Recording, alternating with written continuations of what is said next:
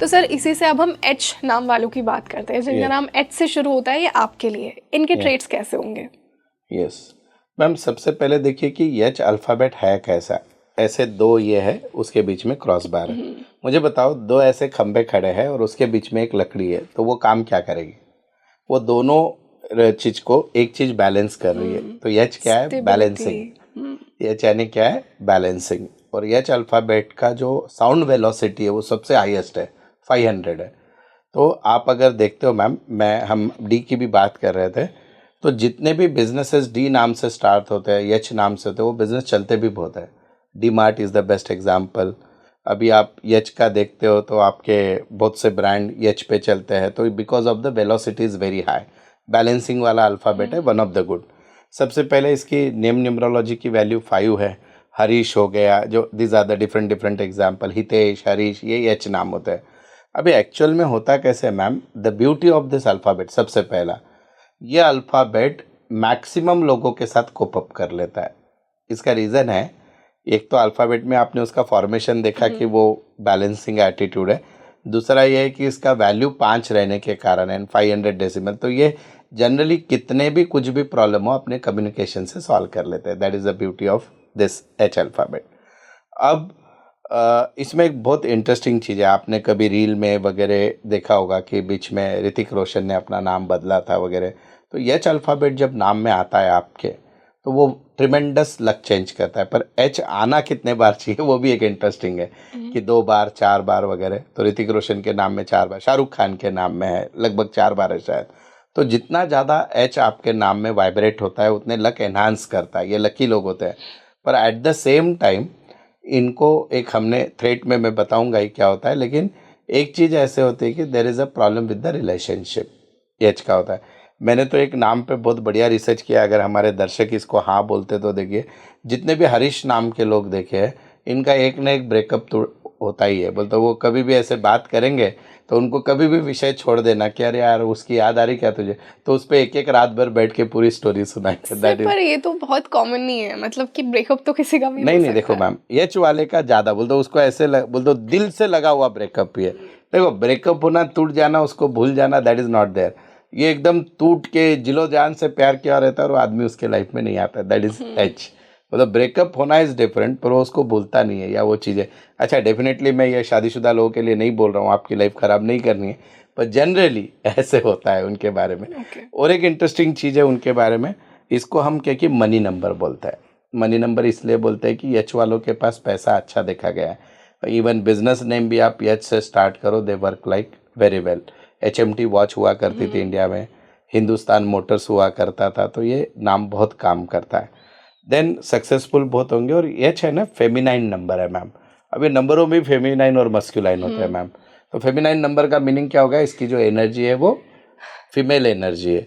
तो थोड़े से डरपोक स्वभाव के, अगर इनको ज़्यादा कोई बोल दे तो दे ऑलवेज रिस्क का एक मन में थोड़ा सा एच में घूमता रहता है, that is feminine. But feminine का और एक फ़ायदा भी क्या है आप बताओ? वुमन में सबसे बड़ी क्वालिटी क्या होती है? Sir thinking. सर बट एक चीज मैं ये बोलना चाहूंगी कि फेमिनिन तो डरपोक नहीं होती है। नहीं, मैं वो सॉफ्ट होती है। सॉफ्ट होते हैं, हाँ। बोलते वो डरते हैं रिश्तों से। ऐसे बोलने का मतलब डरपोक इज रॉन्ग वर्ड, वो डरते हैं चीज़ों से। तो आप मुझे बताइए कि वुमन की सबसे बड़ी क्या क्वालिटी होती है? गिविंग एटीट्यूड, थिंकिंग, भगवान ने आपको इमोशंस। सबसे बड़ी चीज़ दी है, वो है इंट्यूशन। वुमन को जो चीज़ समझ जाती होने वाली, वो पुरुष को नहीं समझ सकता, इसलिए ज़्यादा से ज़्यादा एस्ट्रोलॉजर वुमन है। The reason is that. तो उसके कारण एच जो अल्फ़ाबेट है, उनका भी इंट्यूशन काफ़ी अच्छा होता है, फेमिनाइन एनर्जी के कारण। सक्सेसफुल होंगे, पैसों के पीछे रहेंगे और पैसा बहुत भर भर के कमाएंगे भी। अब इनका प्रॉब्लम क्या है?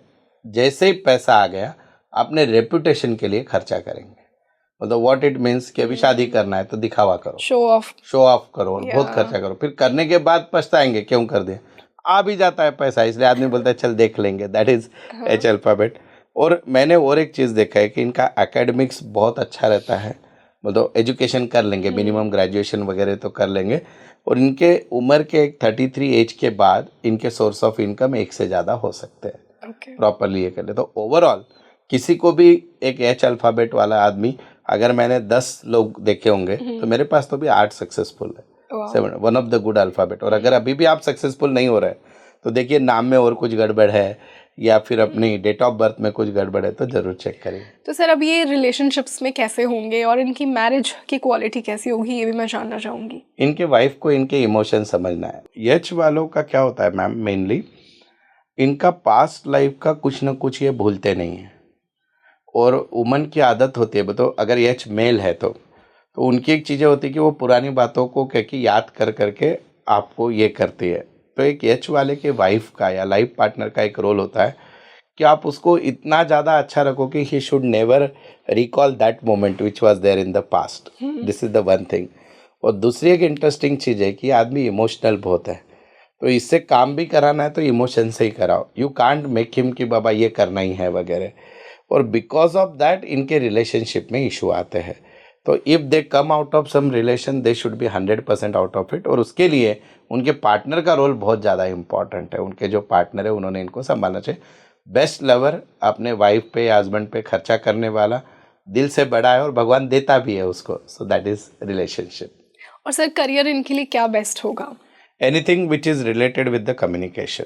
मतलब बोलने का जो व्यवसाय है, अच्छे होस्ट बनते हैं, अच्छे कंसल्टेंट बनते हैं एच वाले। एट द सेम टाइम इनको अगर फॉरेन वगैरह का भी कोई बिजनेस मिलता है they can do it very properly. और इनका एजुकेशन अच्छा रहने के कारण स्किल बेस्ड कोई भी काम करिए they will be like very good into that. मैंने तो अभी जैसे मैं कॉमर्स वाला हूँ तो मुझे मेरे सीए दोस्त ही ज़्यादा याद आते हैं, but they are good in H वालों का बढ़िया होता है सब कुछ। मैम एक इंटरेस्टिंग चीज़ बोलता हूँ आपको इसमें, आपका जैसे नाम का पहला अक्षर है ना, वैसे अल्फ़ाबेट सरनेम का भी बहुत इंपॉर्टेंट होता है। अच्छा। जैसे आपने आपका नाम आपने बताया था शर्मा, राइट? यस। तो आपका नाम जैसे आर और यस है, राइट? तो आर की फ्रिक्वेंसी 2 पे, एस की 3 पे।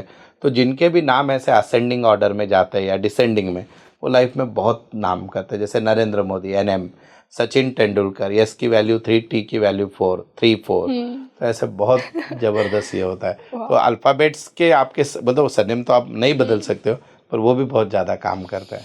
तो सर इनके लिए अब बेस्ट रेमेडीज क्या होंगी जिनसे ये अपनी क्वालिटीज़ को और इन्हांस कर सकते हैं? मैम सबसे बड़ा चीज़ इनका है कि ये बहुत बात करते करते अपने सच उगल देते हैं एच वाले। तो इनको पता होना चाहिए कि खुद पे कंट्रोल करें बोलते समय। हाँ, तो ओवर शेयरिंग डिस्ट्रॉय देम। और रेमेडी की बहुत अच्छी एक चीज़ है कि कोई छोटी छोटी चीज़ों को लेकर बहुत ज़्यादा ना सोचे। और रात में सोते हो कि इनको नींद एक कम आती है ज़रा, तो अगर इनको नींद कम आ रही है तो ये लोग अपने बाजू में जो है दैट इज़ एक पानी का एक ये लाल दिए में, लाल मट्टी के दिए में थोड़ा कपूर जला ले और वो जला के सोना चाहिए। तो उनकी नींद अगर पीसफुल होगी ना, दे विल बी हैप्पी। नींद क्यों कम आती है इन्हें? मैम बिकॉज ऑफ नंबर 5 उनको छोटी छोटी बातों का भी बहुत देर तक सोचने की आदत होती है।